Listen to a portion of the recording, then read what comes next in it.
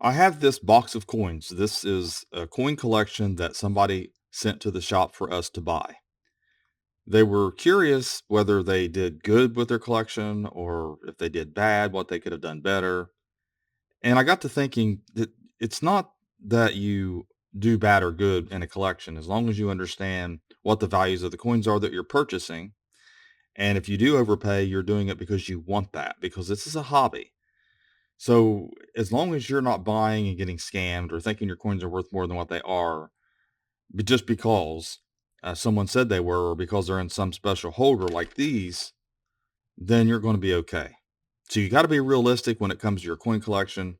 I know some people get really excited, and there's nothing wrong with having that enthusiasm, but they're overzealous about their coins and their values and how they look. And there's nothing wrong with it getting excited. Like I said, there's nothing wrong with buying what you like. Okay. But you got to be realistic. So we're going to take a look at these. There are some nice coins in here, and there's some stuff in here that I wouldn't recommend as an investment, or at least I wouldn't recommend buying. But if you like it, though, it's okay. There's nothing wrong. You can buy copper rounds all the rest of your life and hoard them up in a storage shed if you want to. That's up to you.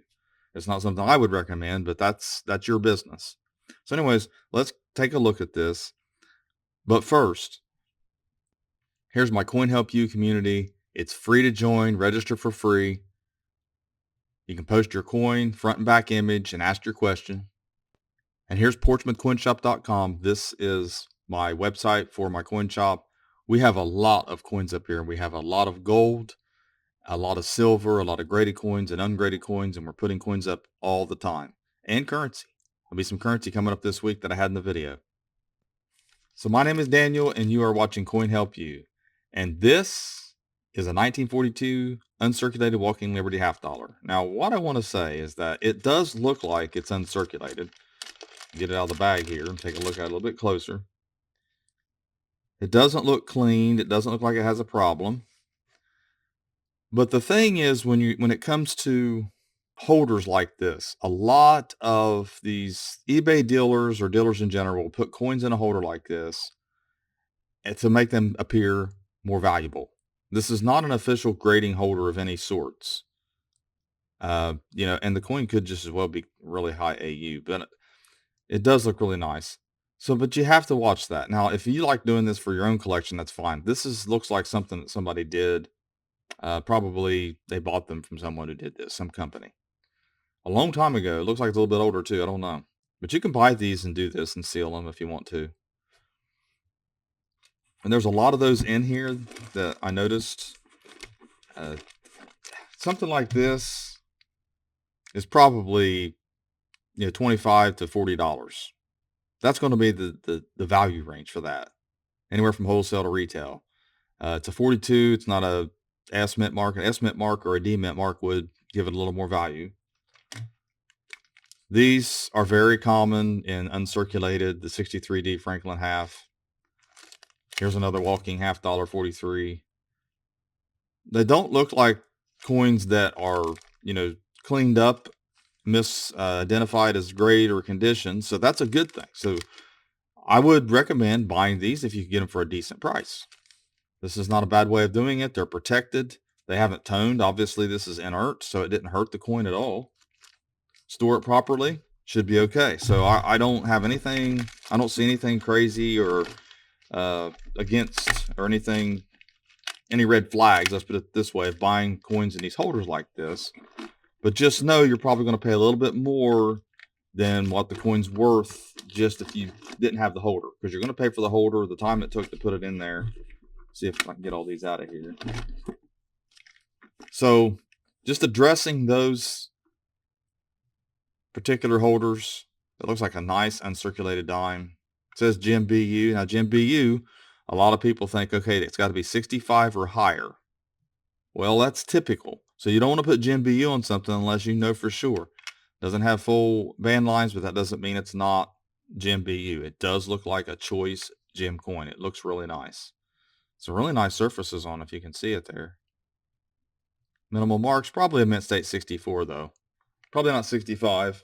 I don't put Jim BU on stuff like that. I just put UNC or BU or something like that, because choice is not really a greater condition. That's eye appeal.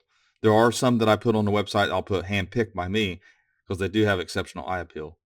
So then you have this Barber dime. Now, to me, the holder is worth as much as the dime. I don't know if how much they cost anymore, but you're looking at probably anywhere from $3 to $5 for the holder. This coin might be worth 6 or 7, but that's going to be the max value. The dime here, this is definitely, and it's uncirculated. It's about worth as much as the holder as well. It's a quarter, uncirculated. So, like I said, these very good. I can agree with that. More like probably G6. That's what I'm saying. You don't, maybe a little L of the Liberty up there. So I wouldn't go as far as very good, but it's a nice coin. All these are nice. So these are probably a good buy. This is not brilliant uncirculated though, unless the toning's fooling me. We're looking through a lens here. We're looking through plastic plus plastic. I want to take them all out right now. I want to get through this. Here's a painted Silver Eagle. We have a couple of those. I don't recommend buying these unless you like them because you know you're going to pay more for them than they're worth. These are not really good paint jobs. I would steer away from these, and you can remove this with acetone. You can remove the paint with acetone, so you can do that. So you can probably buy these cheaper than a regular, less of a premium, because some dealers think they're junk, and remove that paint off of them, and it won't harm the coin because acetone will not harm the metal. You just got to be careful on how you get the paint off. I use a little Q-tip. You don't want to scrub too hard. 2023 American Silver Eagle proof. These are obviously, you buy them just to fill your collection. They're not great investments at all. And you're going to pay more for them than they're worth down the road. Typically, the issue price is just too high. That's from the U.S. Mint. That's just how it works. A nice little fractional note. Probably worth about $10 like that. It's kind of beat up a little bit. Has some foxing on it. Some staining is what that is. Or take it out of the holder and take a look at it a little bit better. There's a lot of glare with the plastic. But as you can see the condition of it, you can see it looks worse when you get it out of the plastic because the plastic acts as a filter, as a lens. That's why it's very difficult to take pictures of graded coins sometimes. A lot of people bring in these $2 bills as well and ask how much they're worth. They see online that they're worth, $1,000 if they have this red on them. Or there's a lot of horrible articles out there. They're still doing it. I see them all the time. There's some silver certificates, about $2, $3 each in that condition. They're horrible because I see them. They're still saying that bicentennial quarters are worth thousands or millions. It's crazy. I don't understand why they're doing that. Or I mean, I know why they're doing it, but there's so many other things that can get people's attention. Sex, something. I mean, I don't want to see that, but I'm just saying, articles on someone, how to have a better sex life, I guess. Maybe, just leave coins alone. Quit making people think that coins are worth a bunch. Now, these here are nice sets. These are mint sets. Looks like they're BU. I don't know. This one here is circulated. See, this is what you run into. It has a little bit of a rub on it, and it could be silver from being in a row. I don't think it is, though. I think that is circulated a little bit. But if you, restored it, if you used the little easiest on it, obviously it would look a lot better, but it might look worse. It's one of those coins you just leave alone because it's common date. It's just silver. You got a set. If you think that's BU or at least AU, that's fine.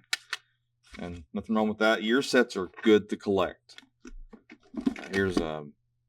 I don't think that's going to be AU. So now we're starting to see some misgraded stuff here. That's probably more like a very fine. It might. No, you can't. I'm not going to stretch it even further. So that's what you run into there. This was probably at an auction. You got to watch that. You got to watch buying stuff at auctions where people don't know what they're doing. Now I'm seeing something I don't like here. It's not choice AU. It's extra fine. So they trump them up. Now those I don't agree with. They were doing okay on the other ones. There's some more of those down in here. Let me see. So these white ones are a little bit different. Okay, it just says Benjamin Franklin, no big deal. 60. That's not trying to say it's anything it's not. That's kind of a cool little holder. It has a little thing on it. So these must have come in some type of maybe set or something. I'm not sure. Looks like they come from the same company, obviously. So those aren't too bad, as long as you just don't overpay too much for them, you know. But you're going to pay more because of the special label, the special holder. You can get them cheaper if you don't buy them in these holders. The Choice Unk. Would you call that Choice Unk with a big old rub down the middle? No, it's not. It might be uncirculated. See, roll rash is a thing. You're in a roll for a long time. Silver can actually rub off on the coin and turn black, turn dark. It changes the surface of that silver a little bit to where it'll tone. And that's possible what this is, but it's definitely not Choice. So let's see here. Another AU. Yeah, that's probably AU. And some uncirculated. Probably closer to AU58, I would say, on those. So here's some more year sets. Oh, here's another. Here's some more of these great ones. Let's take a look. Let's get these out of here. Some circulated coins we can take a look at. Because we've got a lot of year sets in here. So the year sets themselves are not bad buys. It's just you're going to pay more for it because these holders and the time it takes to put them together and to sort them. So you pay a little bit more per coin. If you want to make your own year sets and buy your own holders, that's fine too. I don't know if you would save any money or not, the way things are now. Very good? No, this is good. I wouldn't put very good on that. It's close, but it's not getting there yet for me. It's G6. And it's a nice little...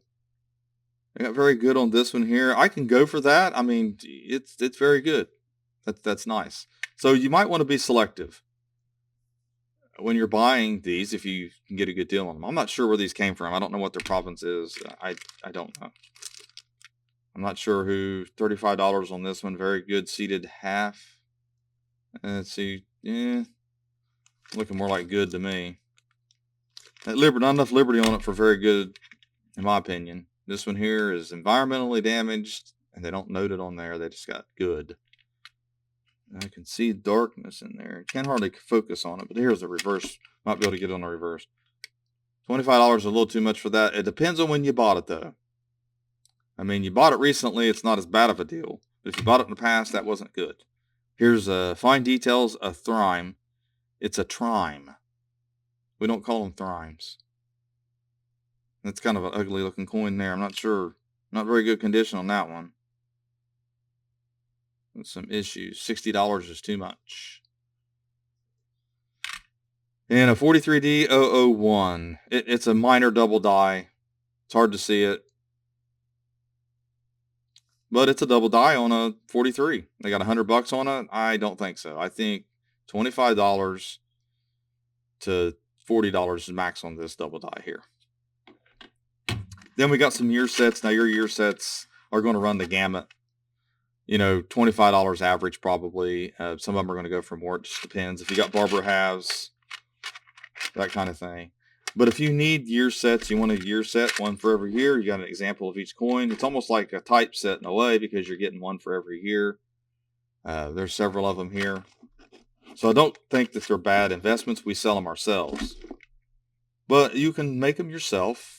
Maybe you can find some old used holders. Go to a flea market. Maybe there's some dealers giving them away. They got boxes of them. They'll sell you a whole box of them. This is it's like a little typeset here. These are different dates here. But that would be an idea. And you can put together mint sets and year sets. Here's a nice little one. I like these with the dollar. 96, 97, 96. So they didn't have a 97 half. Maybe I'll have one. Maybe I can make up a set myself and make it... yeah, I mean, like I said, not bad. These are not horrible coins. They're not extremely valuable, not as valuable as probably when they were purchased. But I wanted to share that with you. And obviously the person who watches my videos did send these to me. Hopefully you watched this video. It was, like I said, you can't really tell someone that they're doing bad unless they're ripping themselves off by not doing their due diligence and buying things that are not good investments. But you got to buy what you like. That's okay. That purchase is not a wise purchase. I mean, it's an emotional purchase, but it's okay. That's your business. It's your money. You could throw away dollars on a lot of things. but at least you have something in your hands. And this, you have silver, you have some copper, you have some type coins. So I hate to tell people, no, don't do that. But I also want people to know why you're doing it. If you know why you're doing it and you know how much it's actually worth, it doesn't matter what you pay for it, that's okay. It's the same thing with the note, a Portsmouth note we had. We had a Portsmouth deuce. It was a $2. There's only 2 or 3 in existence. And there was a local guy who wanted one. And we told him that we had to charge him too much for it. He said, it's a rip-off price. And he said, I don't care. I want it. Name the price and I'll buy it. And that's what we did. We don't like doing it that way here. I wish I still had that. That was back before I started collecting the Portsmouth notes. But I do know who he still has it. I still talk to him, and I can take a picture of it anytime I want, make prints of it if I want to, and I might do that eventually in the future when I get a little bit of time. But anyways, I just wanted to share this with everyone. I hope you enjoyed it. Thanks for watching my latest video. Please like, share, and comment, and have a great day.